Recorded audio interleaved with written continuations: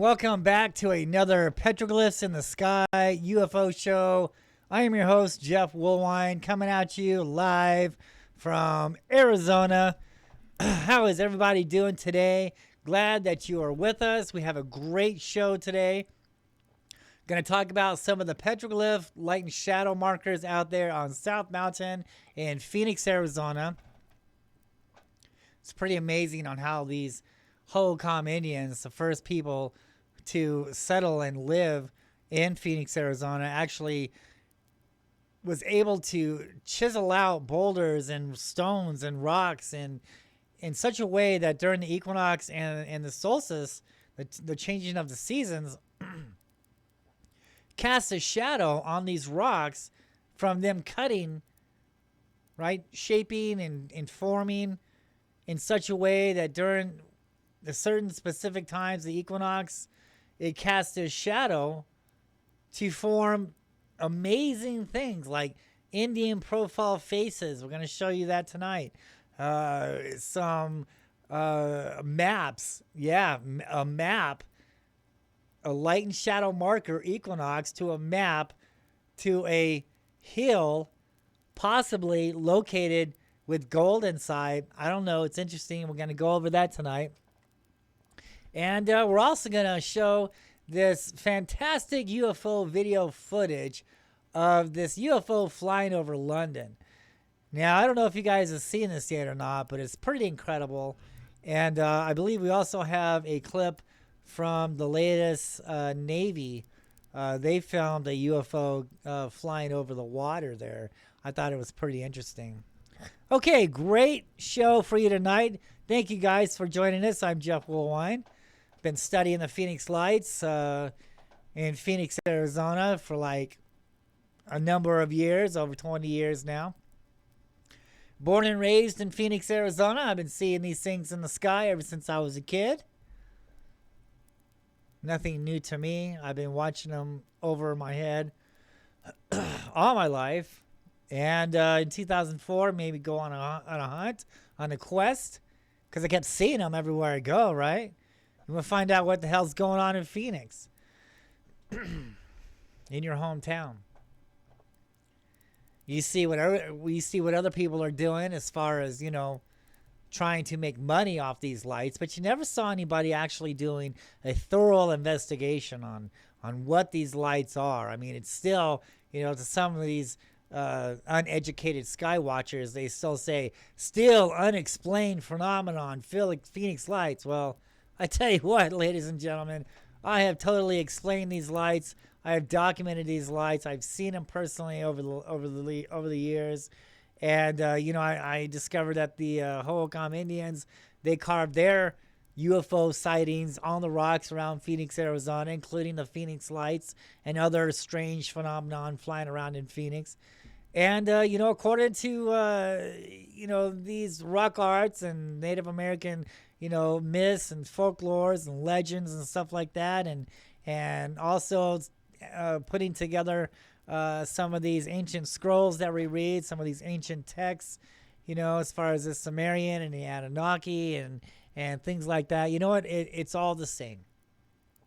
It's all the same stuff, because we read the ancient texts and they talk about these things in the sky. And then we can go out there on the rocks, on these petroglyphs out here, especially in Phoenix, Arizona, and we can see the photographs of what the texts are talking about.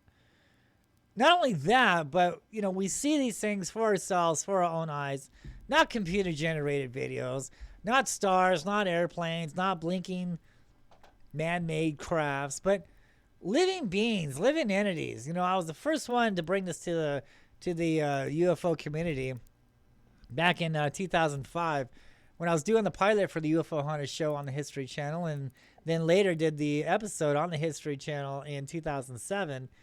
And, I was telling these people, look, sure, crafts could be out there, spaceships, technology. Why not? I get it. I'm open to that. I think what we're dealing here when it comes to the Phoenix Lights is something completely different. These are not crafts, but these are living entities, living light beings, if you will.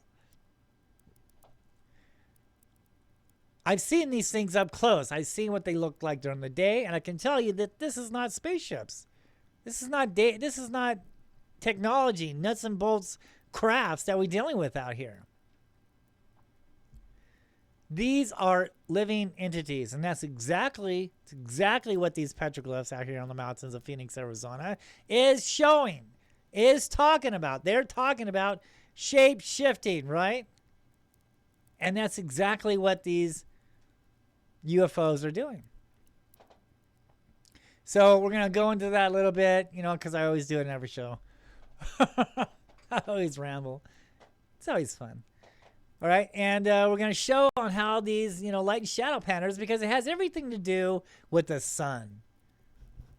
On when to see these beings in the sky, when they're going to be in Phoenix. And if you have a holy mountain with petroglyphs and spirals are the symbols that you want to look for that are carved if you want to see UFO activity. Spirals are the key. Investigate your homeland. Investigate your history of the land on where you live at. If the Indians say that it's sacred and spirits come and go from the mountain, that's it. That's the source. Fault lines, mountains, energy sources, the sun, it all aligns together on when to track these beings in the sky, when to see them. The petroglyphs clearly describe on what to look for, not crafts, not little gray guys, right? But what the archaeologist likes to call anthropomorphs, right? Shapeshifters. That's exactly what we're dealing with here, ladies and gentlemen. I found it. I saw it. I've been studying it for years. I've been out in the field. I'm not just taking the word of people. Oh, it's hearsay with no evidence. I dug up the facts. I dug up the proof on what the Phoenix Lights is. Probably the only one that's ever done this. I mean, because 10 years after the fact, after the 1997 Phoenix Lights, oh, by the way, if you haven't already realized, these lights have been going on way before 1997. These lights have been going on probably since the beginning of time.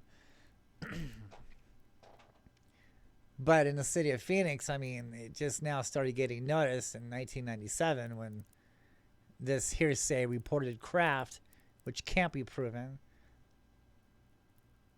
supposedly went over the city with no evidence of this.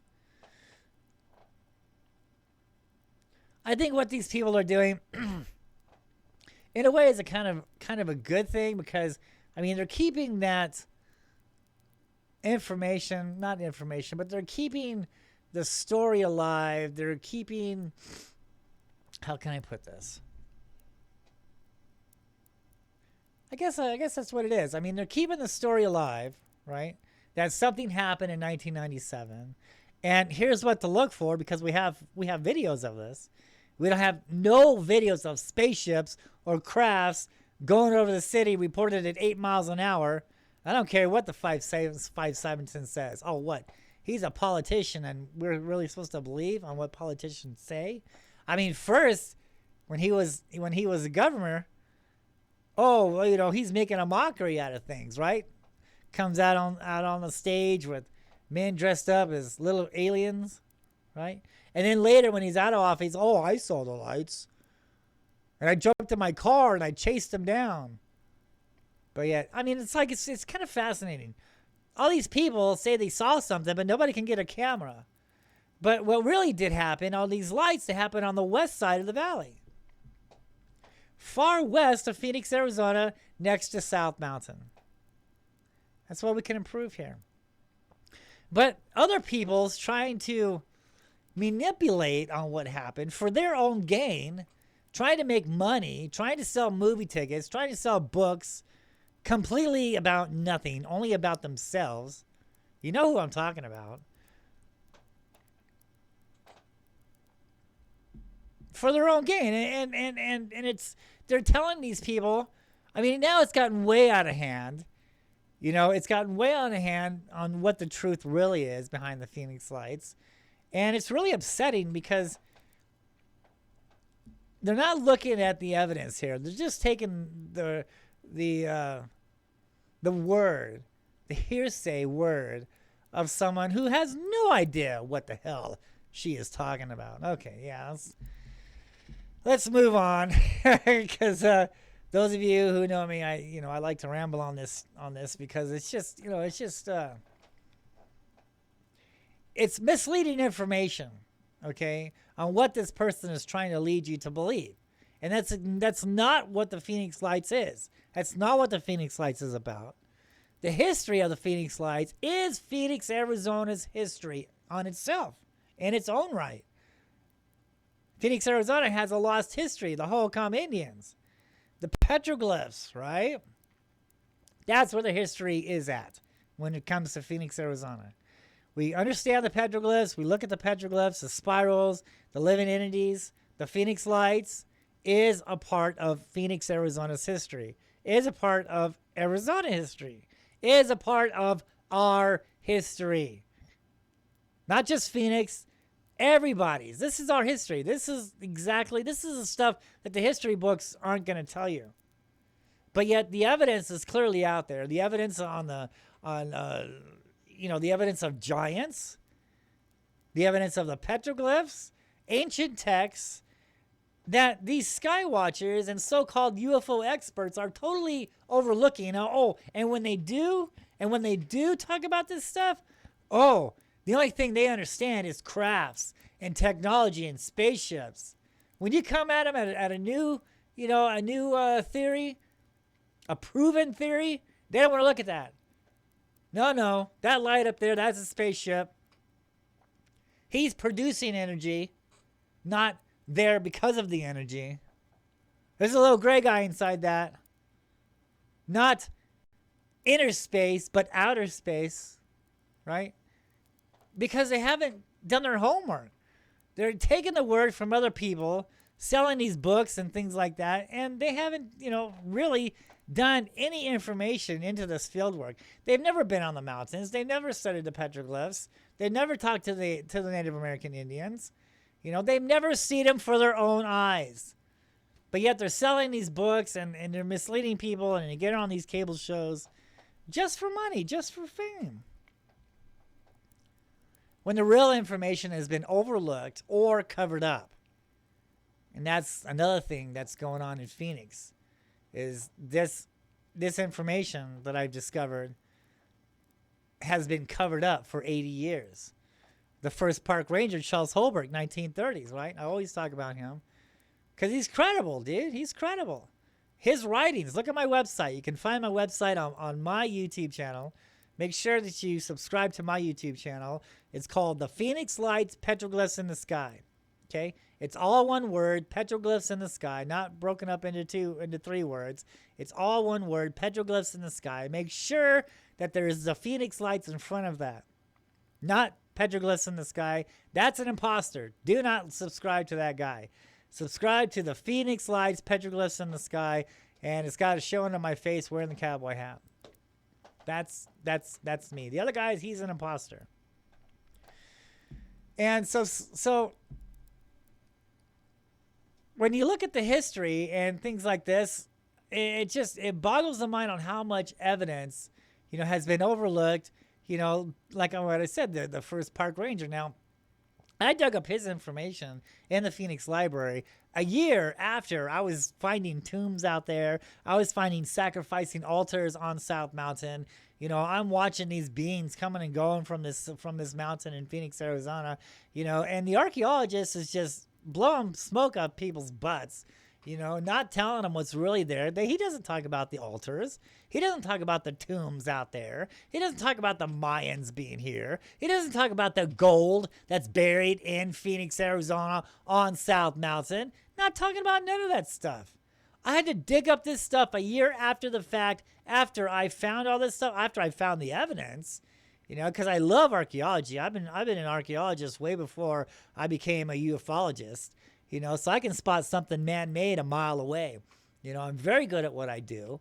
And yet I'm finding all this evidence. I'm finding evidence of giants. Yes, did I say giants? Giants on South Mountain in Phoenix, Arizona. I'm finding petroglyphs that talk about the giants. I'm finding evidence of the giants. I'm finding altars, sacrificing altars oriented towards the east. Those of you who know about the east side, that's significant. The east, right?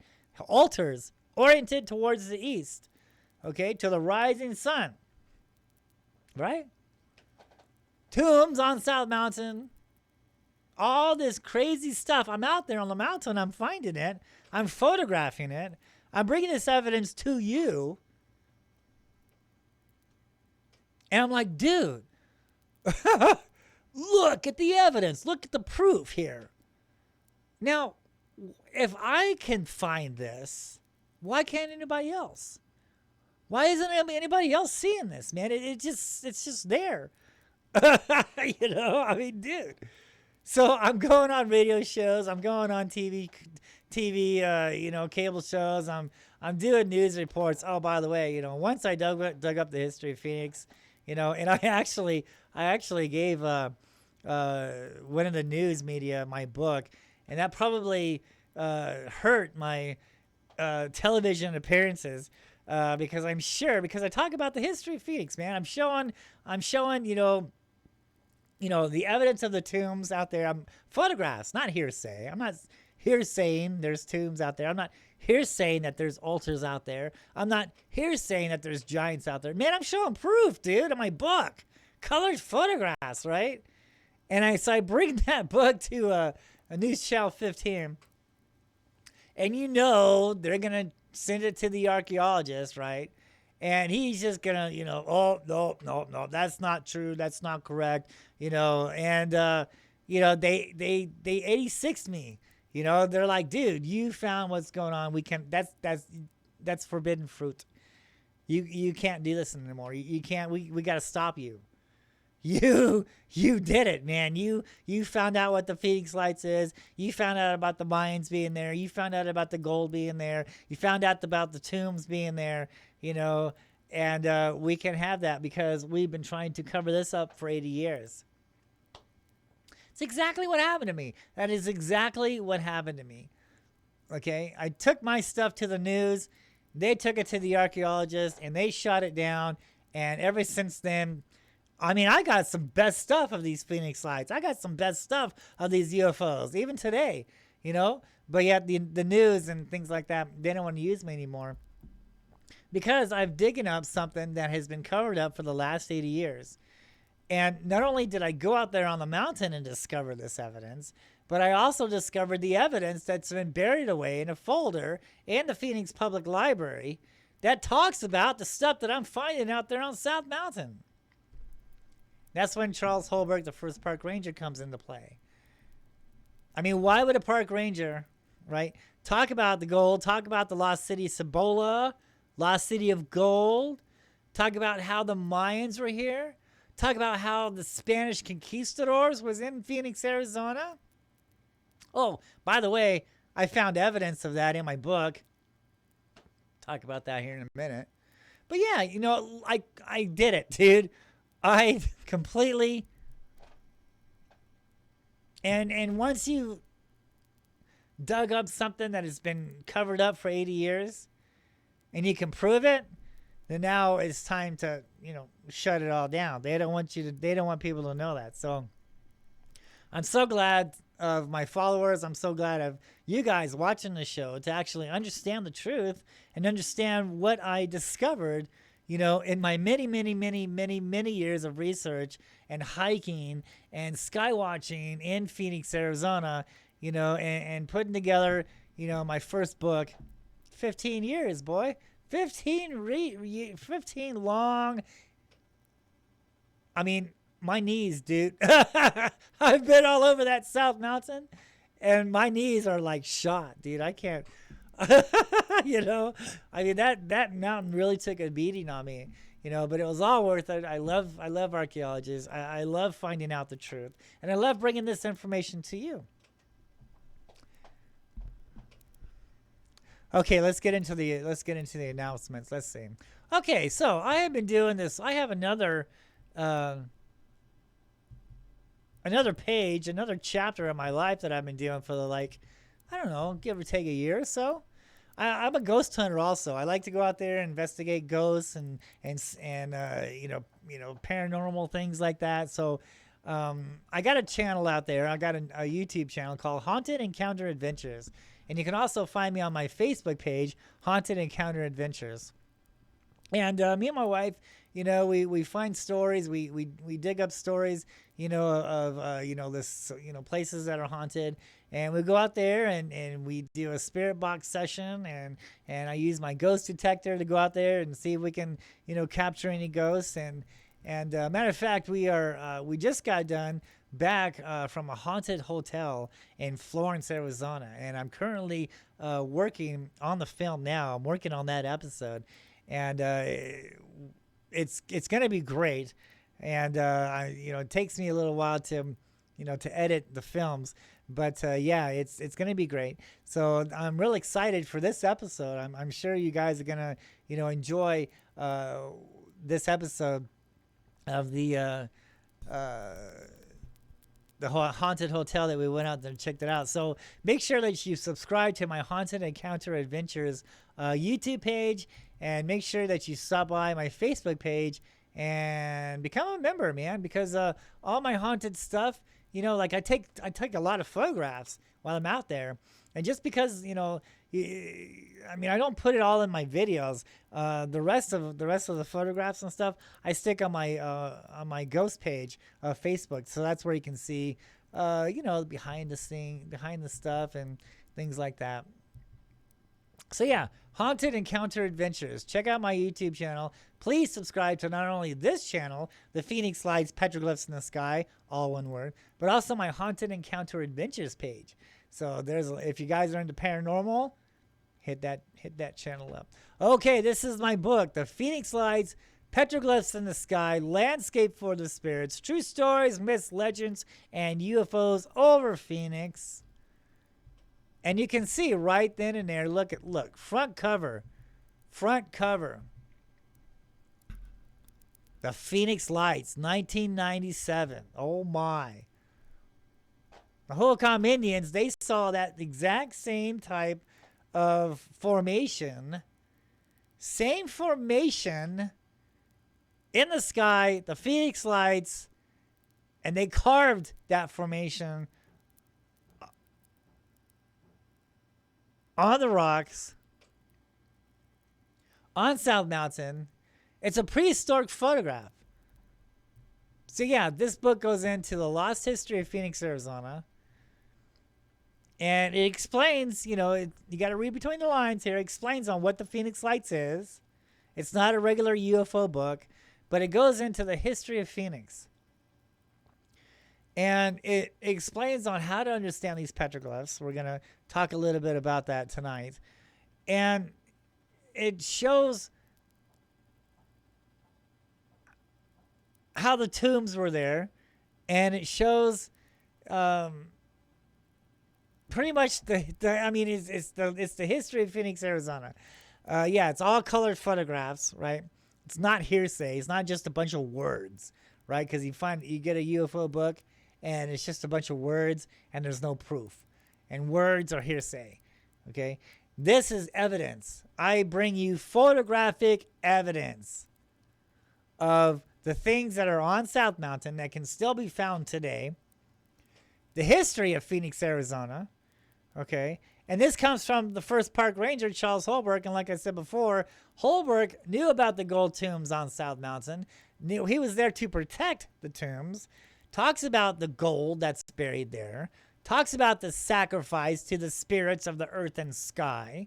Okay, so the first park ranger knew all this, 1930s to the late 40s. All right. You can find all that information on my website. My website is on the link down below on my Phoenix Lights Petroglyphs in the Sky YouTube channel. All my videos has my link there to my website. Okay, that's where you can find my website.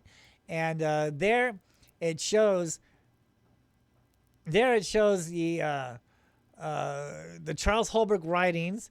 And he passed out a little flyer Okay, a little booklet, you know, because he does tours on South Mountain also, like I do. And he passed out these little flyer handbooks, and the first thing you read is the Phoenix, or excuse me, um, the lost city of Cibola, the lost city of gold, right? And you can find that information on my website. You can see his writings. You can see on how he's talking about how the gold that's buried there left from the Mayans, that's as tall as the highest saguaro and as big as round as the sun, you know, and it talks about the altars, goes into the giants and things like that. So yeah, all this information, you know, this book right here is a story of Phoenix, Arizona's history. And it takes the reader on a magical journey history tour on how Phoenix was created, the myths and legends of Phoenix, Arizona, understanding the petroglyphs, things like that. Check it out on eBay. Check it out on ebooks. The Phoenix Lights, Petroglyphs in the Sky, Landscape for the Spirits, True Stories, Myths, Legends, and UFOs over Phoenix. Get your copy today while supplies last. Okay. Like to get a shout out to these guys here. For Real Watchers Radio Show. Jerry and Brett, these guys rock. Thank you guys so much for adding my videos to your channel.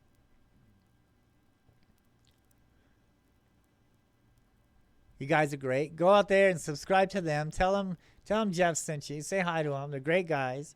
If you have any UFO stories or anything you want to add to them, contact these guys. Get on their show, and have a great time. That's what they're all about.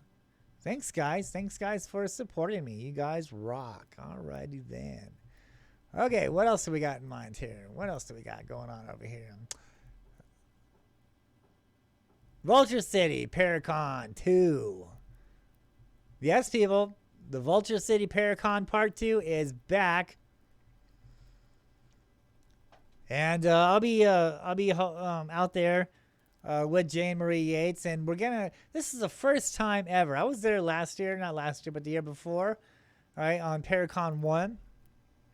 And I did a lecture out there, and we talked about UFOs, and I did a little ghost hunt out there.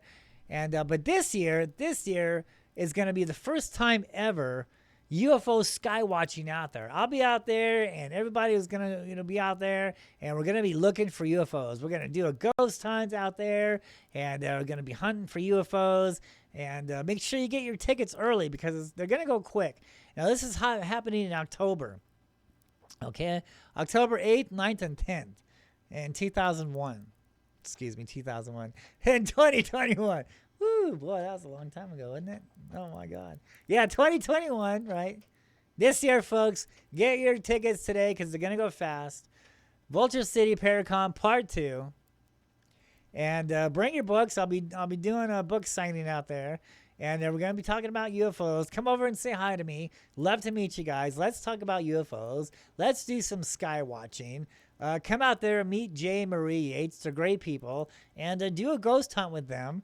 And it's going to be a great time. Make sure that you get your tickets, because all these people that you see there is going to be there. And there's going to be more guests, I'm sure. This is just the beginning lineup. And over the next months, I'm sure more and more people will be added. So you never know who's going to be there. So make sure you don't miss it. Don't miss it. Vulture City Paracon Part 2. Get your tickets at Vulture City. Talk to Jane Marie Yates on Facebook. And get your tickets. Okay, so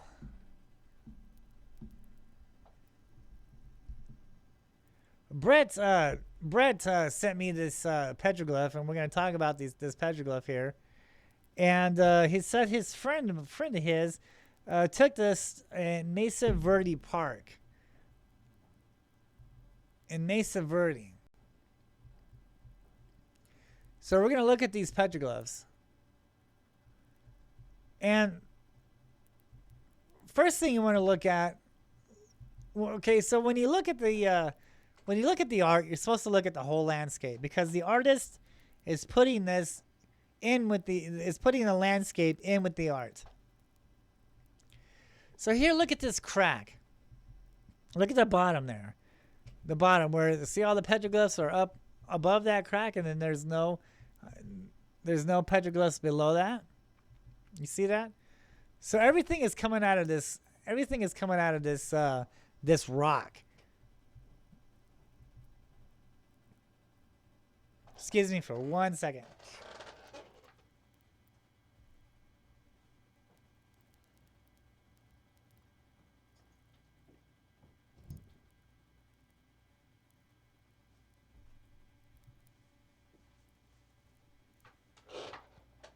Okay.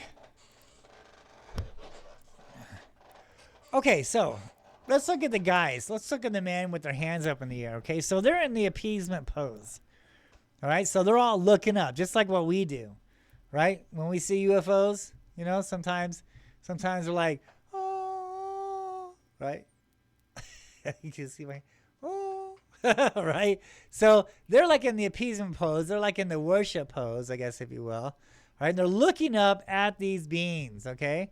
And all these beings are coming out of the stone. Now look at this line here. You can see this line starting from the bottom there. And it goes all the way up around. And see that hand? Look at the hand there. So the petroglyphs of the hands. Now that is a symbol of these spirits coming out of the rock. Their handprints are the spirits, and they're walking out of the rock, coming out of the underworld. Okay? And this second hand right here in the middle, not the one on the left, but the one in the middle here. Let's see if we can zoom in on this. Okay, right there in the middle of your screen, that hand. All right? Now look at the line above that hand. Okay, you see how the line goes down and over here to the left, and then it goes like in a cricket and a zigzag, and then it comes back up and it goes around that way, and then we have this spiral doorway. The spirals are the door. You see that spiral right there? All right, and then the line goes all the way across your screen to the left side and then goes down. Okay, so this line here that goes down and then comes around and then goes back up, that is the rock, okay? That is the boulder that this stone is carved on, okay? So it's telling us that this boulder has all these spirits within it. That's why the line goes up, all right? And then everything is carved below that line. You see?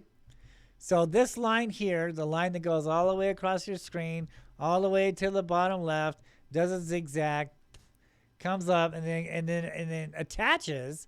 Notice how it attaches to the spiral. And then the spiral comes this way to the left and goes down. You see that? There is no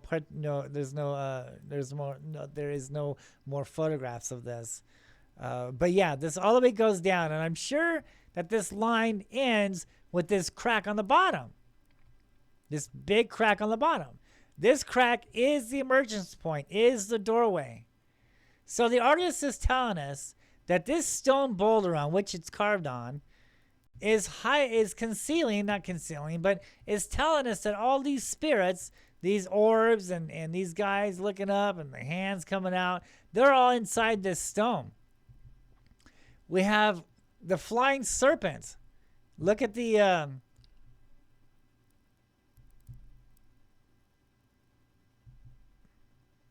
look at the spirals there, okay? So the spiral going clockwise is a doorway in, and the spiral going counterclockwise is a doorway out. All right? So it's all connected. Now look at the serpent, I guess you will. The sideways S, that's a snake. That's Quetzalcoatl. He's telling us that Quetzalcoatl is coming out of doorways, in and out of doorways, and it's linked up. Look at this. See how the line, and it's all linked up. That means that this serpent is coming out of this boulder, okay? And he's in the sky. He's in the sky because it's linked up, because it's higher than the boulder. Because the boulder is this line that goes down. All right? And all the spirits is inside this boulder. All right? And so it goes up. And now the serpent, the spirit serpent, the Quetzalcoatl entity, has left this boulder and is coming out because he has that line coming down, zigzagging, and is attaching. Along with this goat, if you will, is looking up. He's looking at something, and too bad that there's no more of this photograph of the petroglyphs. But that's how we can interpret this part of the stone, this part of the petroglyph panel. So this line going around, all right, and then coming to your bottom left of your screen, that is the boulder that these petroglyphs are carved in, and all these things under that line is what's inside this boulder in the underworld. All right, so we have these guys here, and there's a guy there. He's kind of looking up. He's got his hand above his head, much like what we do when we're blocking the sun. He's looking up, right? And then the hands are coming out. The hands are interpretations of the spirits coming out of the underworld. Over here on this side of the boulder. Now look at all this. Let's look at the middle. Let's look at the zigzag pattern here. See the zigzag pattern? Those are mountain peaks. Now I'm sure that behind this boulder, in the background, is massive peaks, is a mountain ridge, a mountain line full of these mountain canyon peaks, okay? And look at this. The serpents are coming out, all right? We got a circle dot there, an orb, right? All these things are above the mountain peaks. All these things were seen in the sky. This is a prehistoric photograph of a UFO sighting. So it's telling us that these things in the sky, let's look at it from right here. The zigzag lines, zigzag patterns are mountains in the background. And all this stuff above it was seen in the sky. The flying serpent, all right, the orbs, the thing right under that serpent there.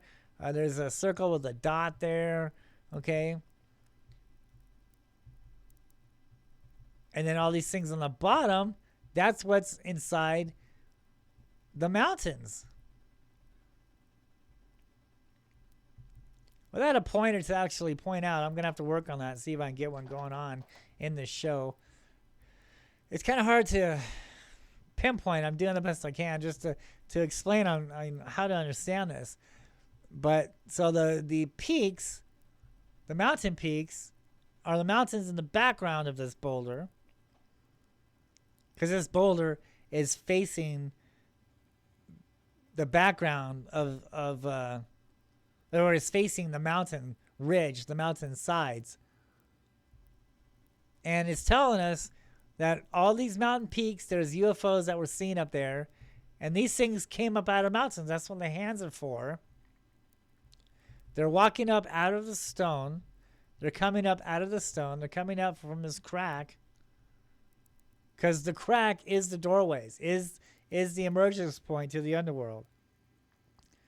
And those of you who've been following my other shows know that the underworld is actually, the fault line, the energy lines. So they're actually going down into the energy source. To the natives, they're going to the underworld. To the scientific explanation is they're hitting that fault line. They're absorbing the energy. So it's a complex panel, and without more of the background, it's kind of hard to show you what I'm talking about. Especially the distance of the boulder, because I guarantee that line there, right, line in the middle going down, is what this boulder looks like. When you back up, when you take a photograph of what this boulder looks like, it's gonna go down. So maybe we can get more information on that petroglyph and more photographs, and maybe we can get the background scenery, because those zigzags, that's the mountains in the background of that boulder. And he's telling us that this is what was seen. This is what comes out of those mountains back there. All these things, all these creatures are coming out of the mountain there. Okay. Hopefully you guys understood that. All right. So let's look at some of these light and shadow panels on Phoenix, Arizona. So this petroglyph here, now this is oriented towards the east. All right, because we have the panel, and I'm looking east. When I found this panel on South Mountain, I'm high up on a ridge. All right, and I found this panel. Now, this petroglyph here, the yellow line, the sun will align perfectly with that petroglyph. That's a UFO spirit. That's a UFO spirit over here to the right of him. Okay, there's a man looking up. There's a coyote looking up, and he's looking at the sun. He's waiting for the sun. He's looking up at the sun, because the sun during the equinox will come up and come up right above that petroglyph. That is a sun panel. That is a solstice marker, if you will. The sun will align right in the middle, will come up right above, will rise up over that boulder and align with this petroglyph here. And then we have a UFO over here to the left. We have a barbell looking bow tie to the left. This is how to understand some of these markers, some of these petroglyphs, especially because you have to look on where they sit at, where they're at for one, what direction they're facing, right? Because it's boulder, because we're looking at it here, and behind it is the east, northeast, or aligning to the sun, right? Because the boulder is there and for a reason. The carvings are there for a reason. It's not just graffiti. It's not just telling, some insignificant story. But on this panel, it's showing us on the sun during the changing of the seasons will align with that UFO spirit.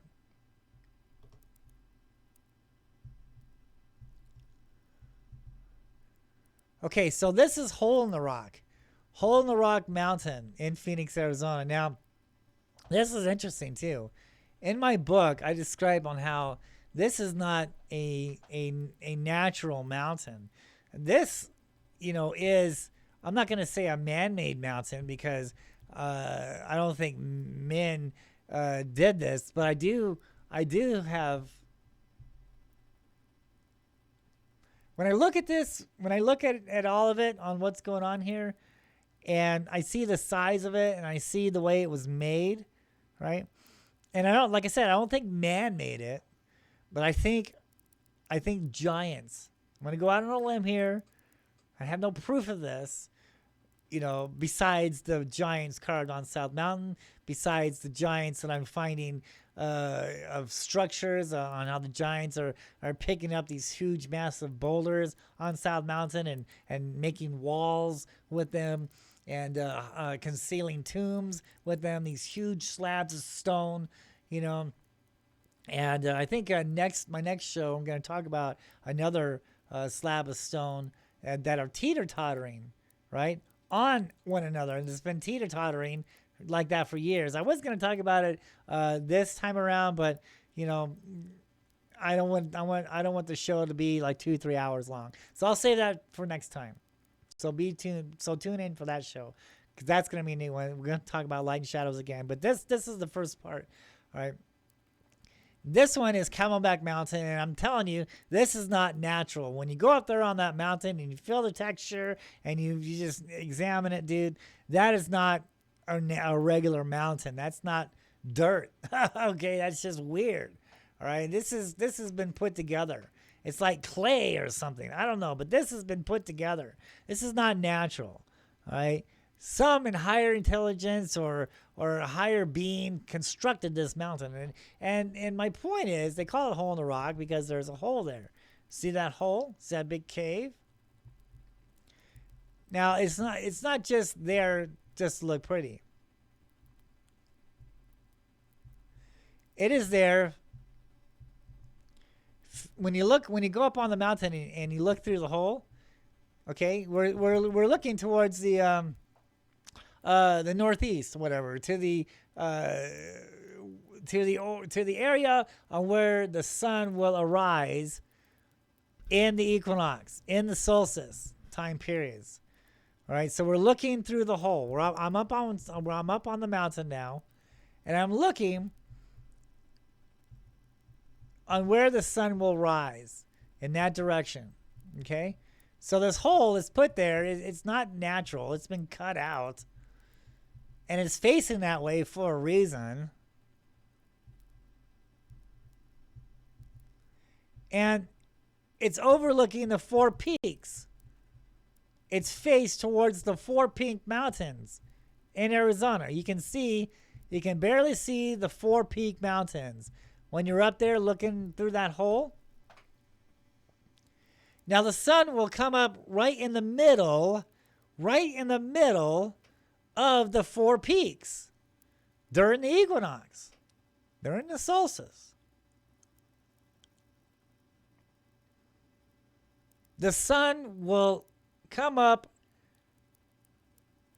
and will come out of those four Peak Mountains there in the morning sunrise.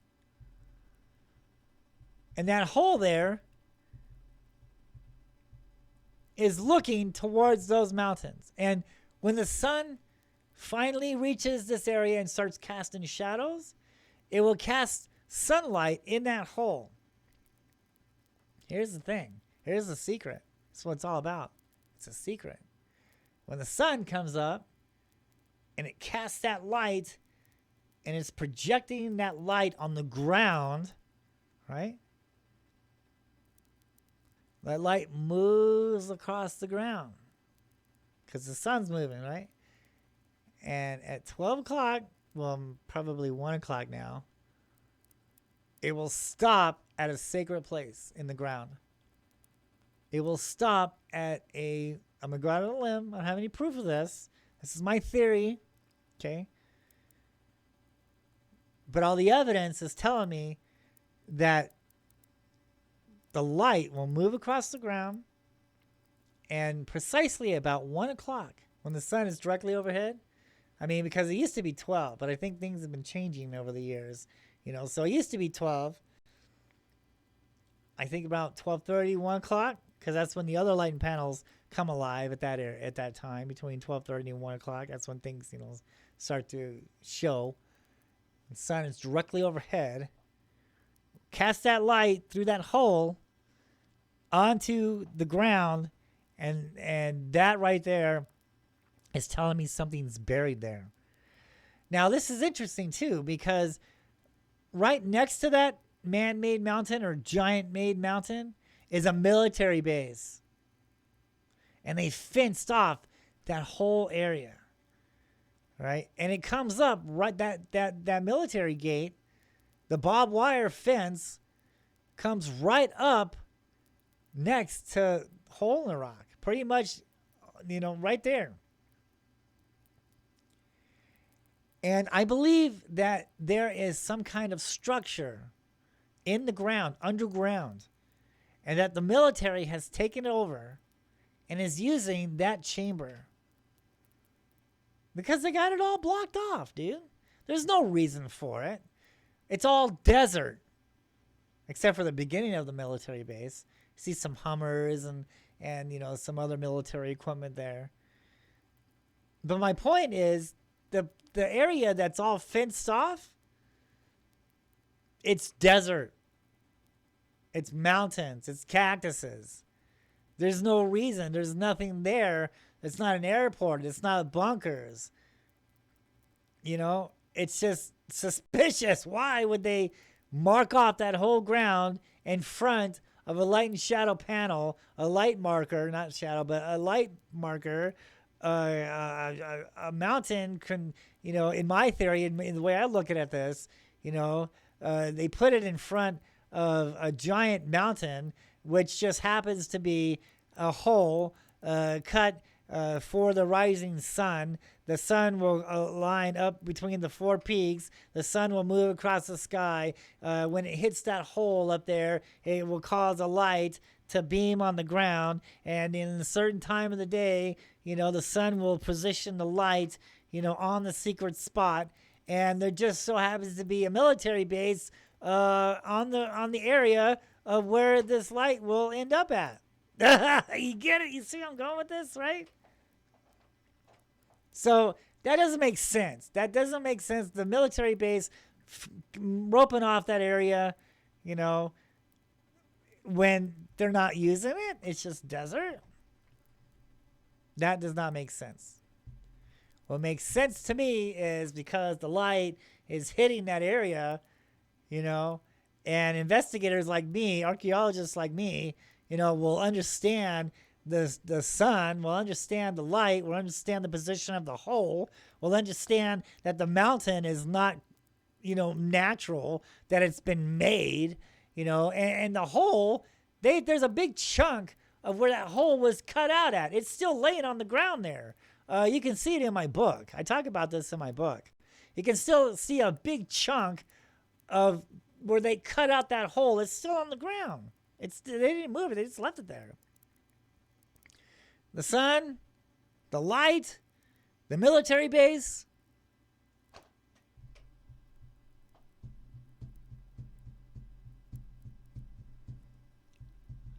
Okay.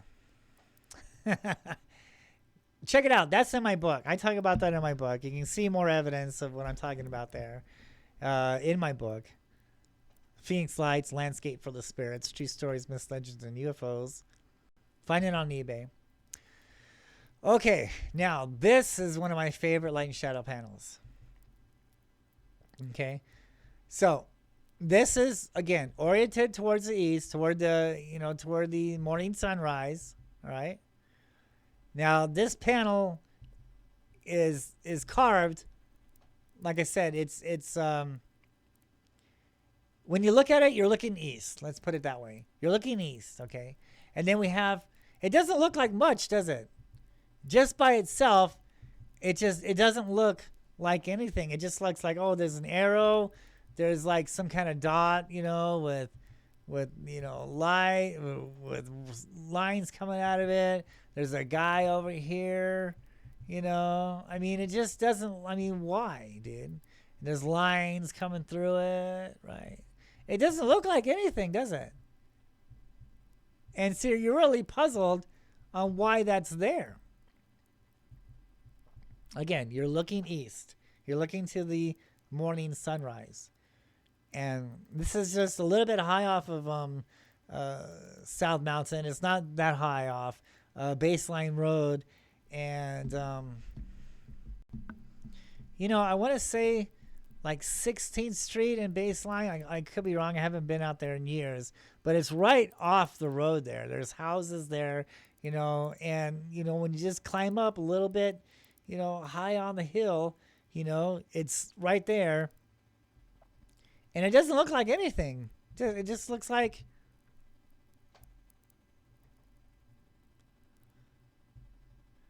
But like I said before, everything is there for a reason. We're going to talk about that reason. Now, when we examine it, when we look at it closer, now you can see, let's start on to the right of the photograph. You can see on how this has been cut. It's been shaved, right? The rock has been shaved.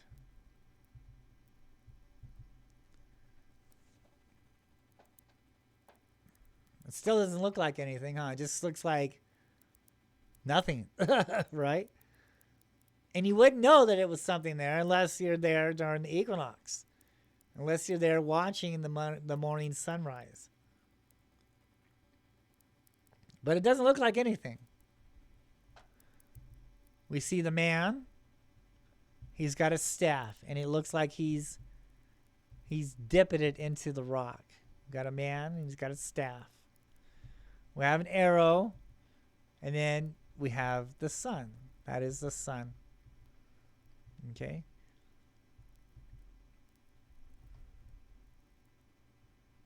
Let's move on. Now, these lines in the middle are cut. It's not natural. They're cut. And they are actually the canyons on the side of the mountain that's directly like to the right of this area. It's not like where we would normally is, where it should be in front of the direction that we're looking at, because most petroglyphs are, they're, the panel that's facing the mountain, that's, the mountain is the source, whatever the story is, the mountain, so it's facing the mountain. This, however, isn't. Okay, this is different. This is off the side of the mountain. This panel is. And the canyons are off to our right of South Mountain. They're talking about the canyons. So those lines are the canyons to our right, to the right of this panel. And they've been cut. They've been cut there.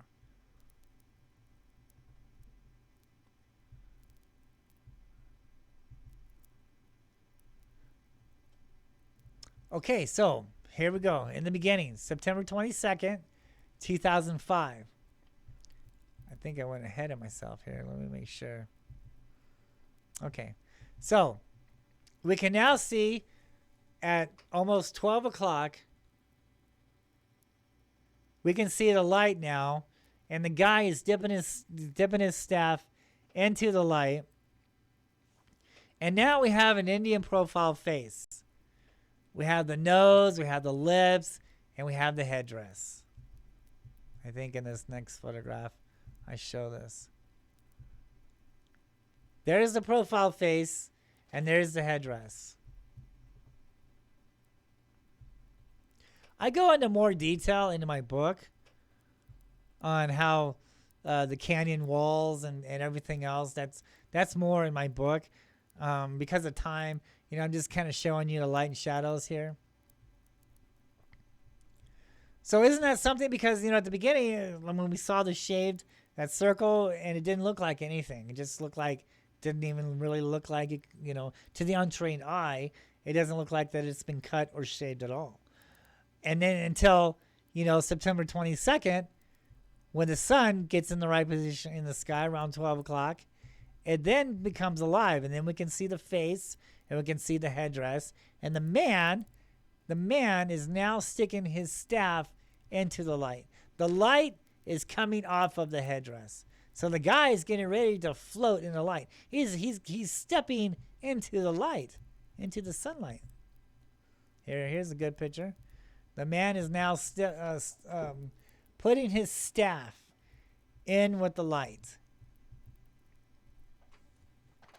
This is like, a little bit before 12 o'clock. So this is when things are happening. Right around 12 o'clock. The sun comes down. The sunlight, the sun rays come off of the headdress of the boulder that's been carved on. And is now shooting down. And the guy is now dipping his staff in the light. He's touching the light. As the sun continues to move in the sky,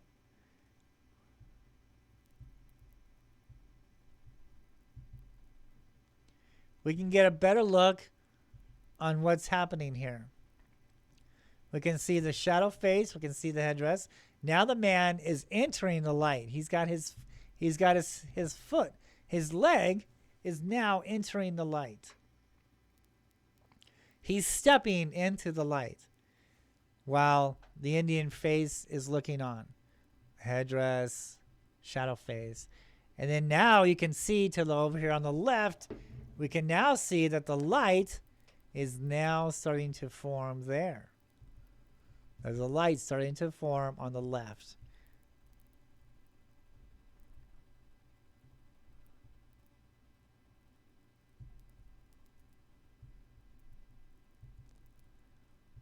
Now, when the sun continues to move along, this is 12:26 now, around 12:30, you can see that the guy is fully interacted in the light now.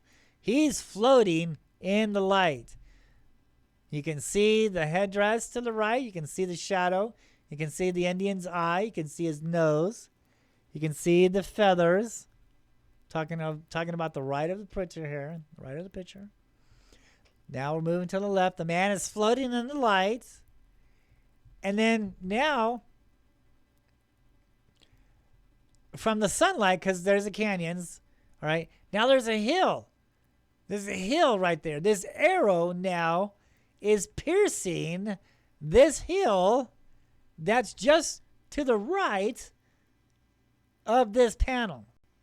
Okay, I go into more detail in my book.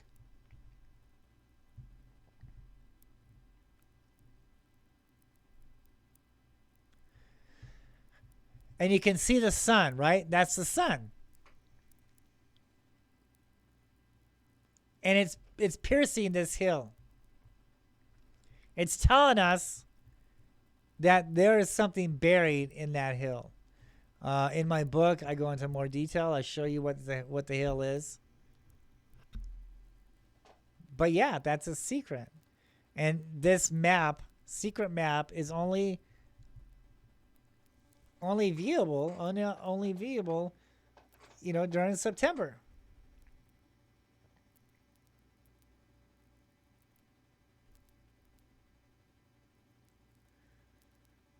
I think that's just, and it's insane. How did they do that? How were they able to do this? Because you got to look. This only happens, maybe 3 times a year. The sun is in the sky, in the right position to carve all this out. Only about 3 times, a year. Maybe 4, because even still on that 4th day, even still on that 3rd day, all right, the sun is going to be a little off. It's not going to be perfectly precise. The first 2 days, and especially that first day of the equinox, is the best. And then they might have a 2nd day to work with. They might have a 3rd day to work with, and even a 4th day, but that's stretching it. Because the sun is going to be moved. The shadow isn't going to be the way they want it. So they got to carve this. How the hell are they going to carve this? Are they out there every time, every year? A chisel here, a chisel there. To get it just right? To make the Indian face? To make the headdress feathers? To make the guy float in the light?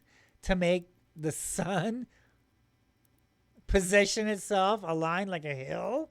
And have an arrow piercing the hill?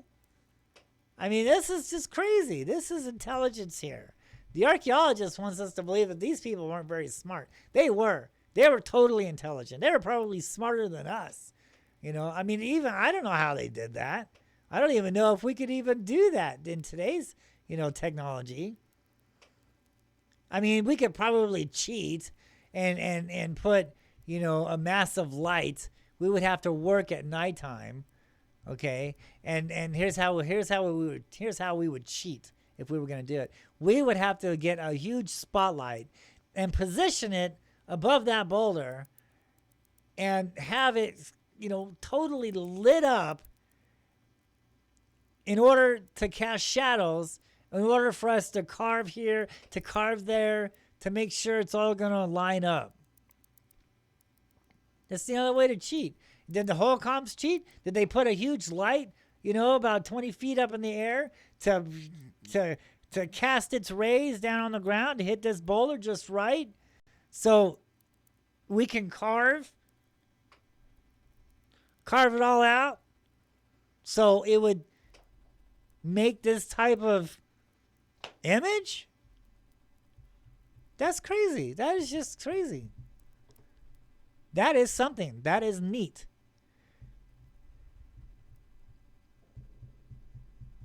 Okay, so the next show, I'll be going into more light and shadows. All right, you can find more of that in my book. And so, yeah, because I don't want to spend too much time with today's show. But I just wanted to go over a little bit of the light and shadow. Next week, we'll talk about more of the light and shadow panels that I discovered, that I found, especially these two boulders that are heavily, I mean, they're huge, right? And they must weigh a few thousand pounds, and they're teeter-tottering. They're sitting like an angle. Both of them are, with only like clay and stones holding them up. And it's oriented towards these. So stay tuned for that show. That'll be next week. All right. So let's get on to some of these. Woo, wow, wow, where'd I go? Oh, my. Don't you love live video? Anything and everything will happen. Okay. So let's get on to these videos. So here's a UFO video that I believe the Navy filmed. And I believe it's news. Let's take a look at this. And look at this. See, a lot of these so-called UFO researchers are trying to say, oh, that's a craft, And, there's energy spots. There's fault lines in the water, right? And that's why these UFOs are coming and going from the water out there, because they're hitting that energy spots.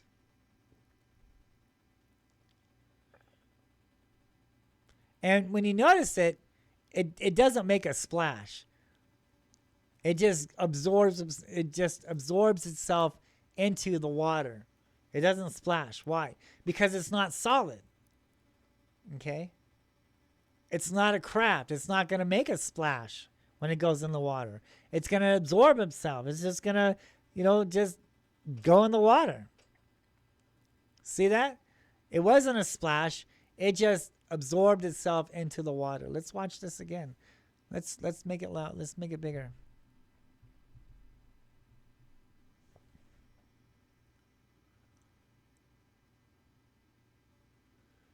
Now the waves are active. It's an ocean. It's hovering above the ocean now. It's going to hit that fault line, the fault line under the ocean.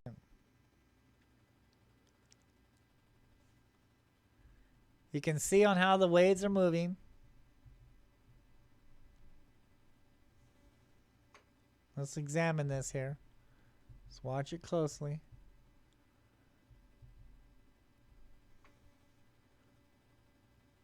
The water it's right there. It's right above the water there.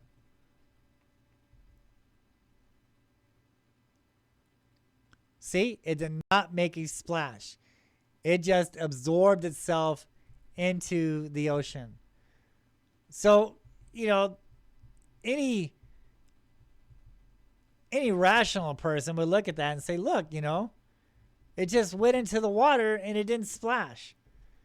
Because it's not solid. It's not metallic or whatever. It's not metal. It's not a spaceship. It's not technology.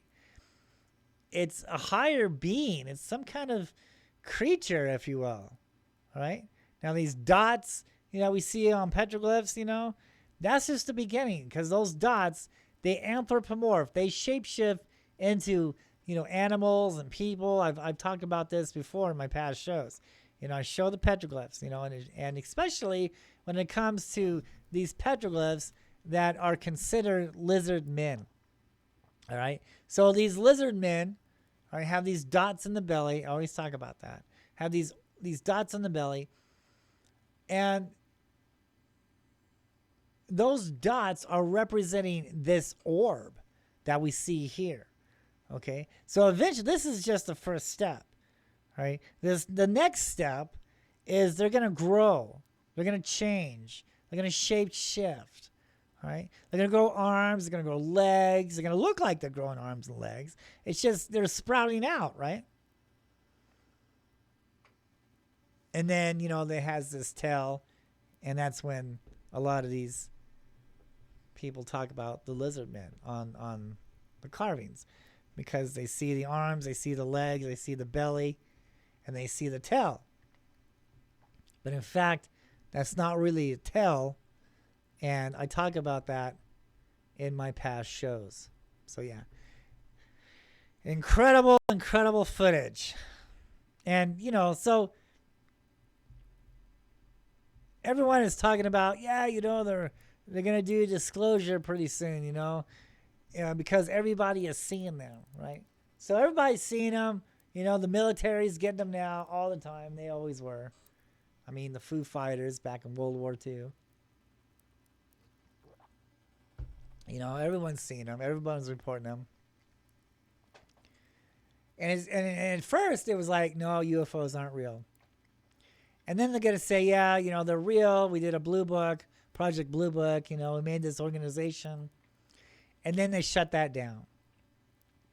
Then they come back and says, now we're looking at flares. Now we're looking at weather balloons, But like as the population grows and the more and more these creatures are coming, here and seeing them, are being seen in the sky. A lot of them are thinking technology come from Mars, other planets, But another theory on this is their planet. They're not coming from anywhere. They've always been here. Just like what the Indians are telling us, has been telling us for years, that the spirits live in the mountains, which they do. That's what we're looking at here. These spirits, because the Indians didn't know about crafts back then, so they call them spirits, right? To us, UFOs.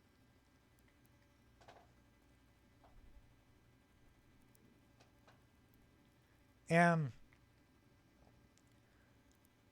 they fail to understand that they haven't came to that conclusion yet. They haven't seen them. I guess they haven't seen them as much as I have. They haven't studied the glyphs. They haven't studied the text. They haven't seen them up close. They're just saying crafts, things like this, because that's what man understands. So that's the next cover up. First we're seeing flares. Now we're seeing balloons. All right, everyone's seeing them, and because this is their world, we're going to see a lot more of them, right? Because there's a reason, and I talk about that in my last shows on why they're starting to build up here, a lot. Why is everyone starting to see them a lot now? Because things are happening, things are escalating, So yeah, they're coming in. We're seeing them. Everyone's seeing them. So now the government's gonna have to come up, with okay, everyone's seen them. Everybody understands spaceships. Everyone understands crafts. So that's gonna be the new cover up now. All right. Yes, this craft was seen in the sky. Because if they come out and they say this being is seen in the sky, and from what we understand of their history is they were here and interacted with man thousands of years ago, and it led to mankind's downfall. Last time man interacted with these beings that we now see in the sky once again, these beings were the cause to man's disappearance.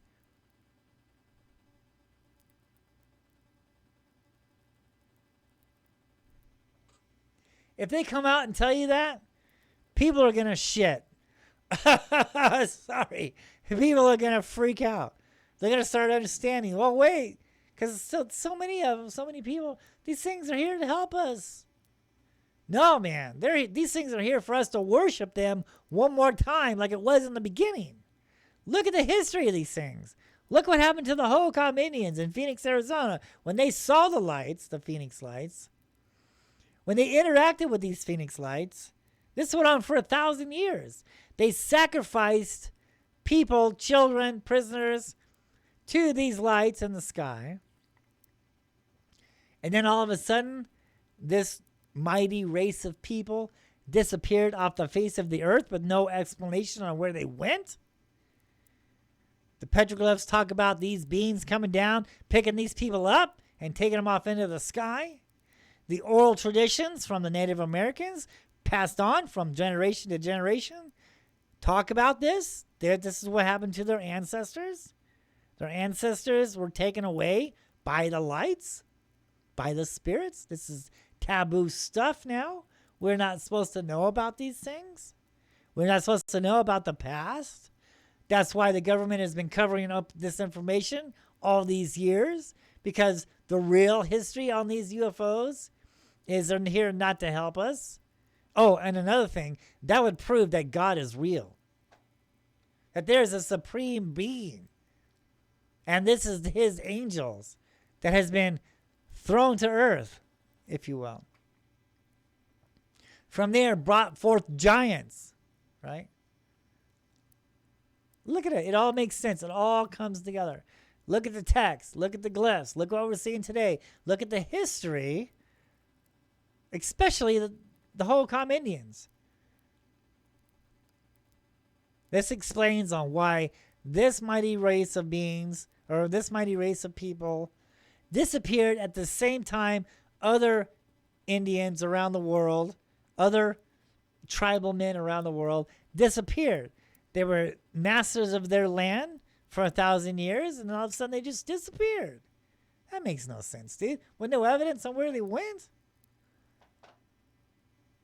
But yet, the pictures on the rocks, the prehistoric photographs, talking about these beings, and when you understand it all, you soon realize that, there is a higher being, there is a supreme being, there is a great creator, right?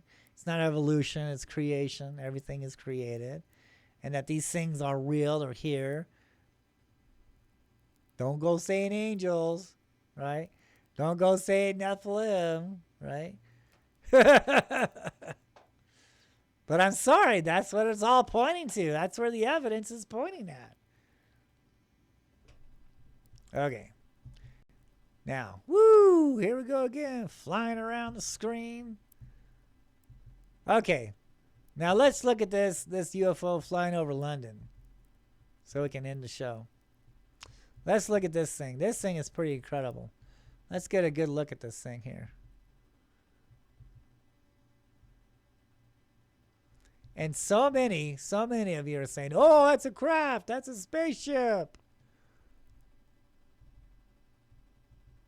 But look at it this way. What if it's a creature? What if it's an entity? Right?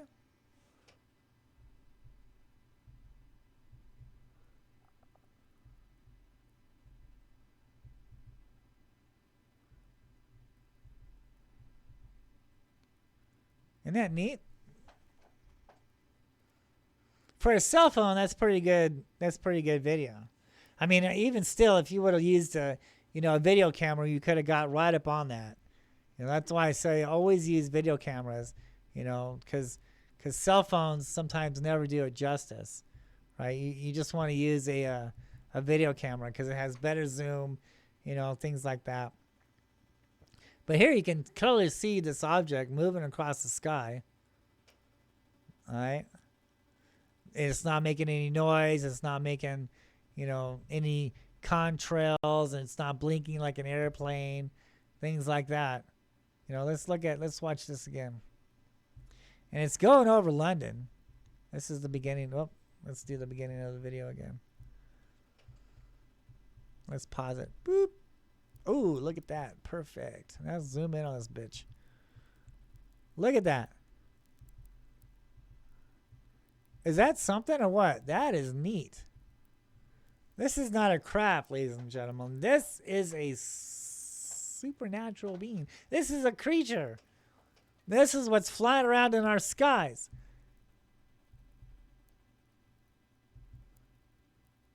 And because people, all they understand is technology, that's what they can relate to.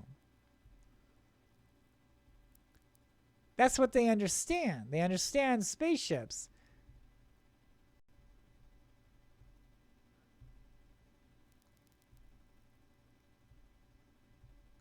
They understand flying saucers.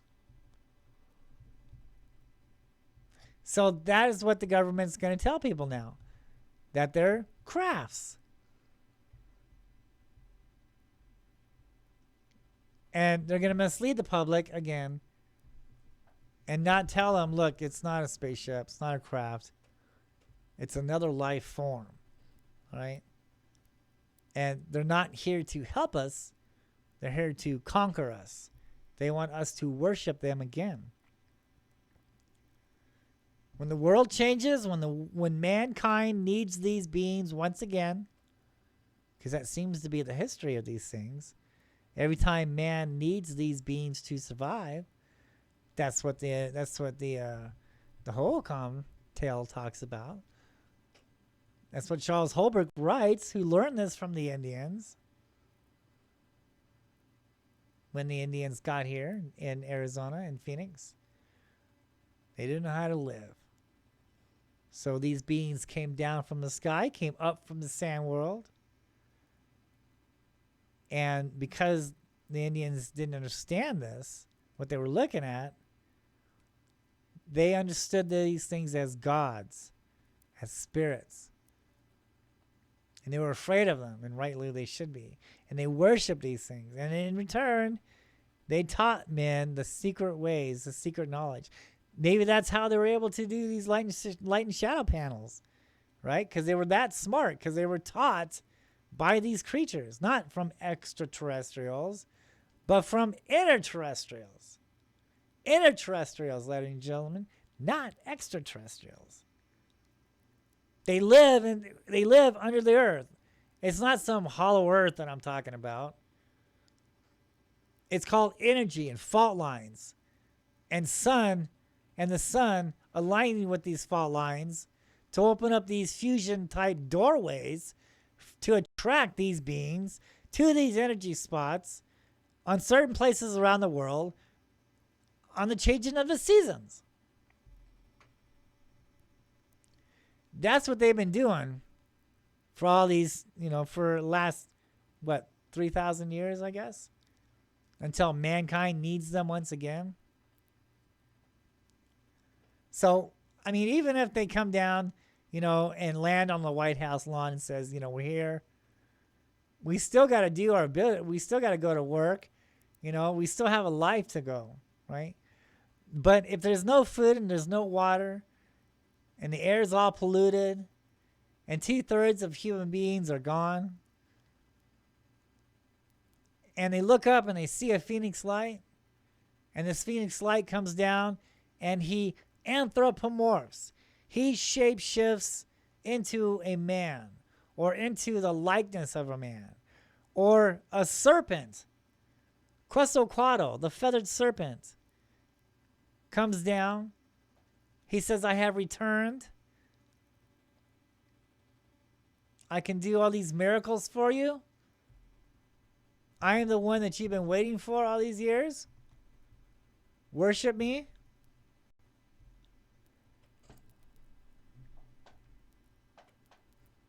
That's what it's all about, ladies and gentlemen. That's what they are waiting for. They are waiting for mankind to need them once again. Okay, that'll do it for the show. Thank you guys so much. Make sure you tune in next week. I'll be talking more about these light and shadow panels. And stay tuned, because those rocks that are teeter-tottering on the corners, all right, been sitting there for thousands of years, who knows how long, on little clay, on little type rocks, oriented towards these. Make sure you stay tuned for that. And we'll see you guys next time. Thank you so much. And I really appreciate you guys. Make sure that you like and follow the channel. Share the channel for me. Check out my YouTube channel, The Phoenix Lights, Petroglyphs in the Sky. Lots more UFO videos coming up. And we'll see you guys next week. Thank you so much. And